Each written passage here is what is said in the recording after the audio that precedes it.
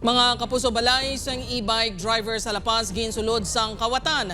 10,000 pesos nga sinuptan kag duha ka cellphones na taban. Si Kim Salinas may nagaratsada nga balita. Makitaan sa video ang lalaki nga tuyo magsulod sa gate. Sang nakasulod na, nagdiretso ini sa balay.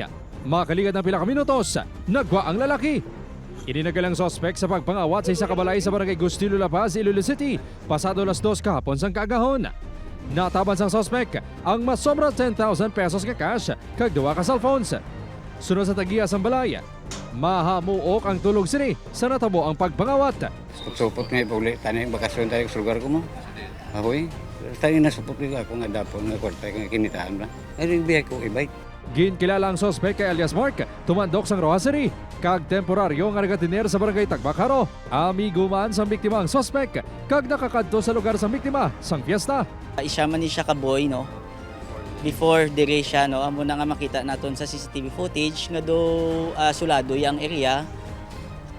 Kagapos ang pagsulod niya sa balay. Naaresto ang sospek kagabi sa boarding house sa barangay Tagbakaro. Isa lang ka cellphone ang na-recover, kag wala na ang kwarta. Titignan po natin, sir, sa theft po mapupunta robbery, sir. Upod kay Romel Porquia, Kim Salinas ang naga. Ratsada!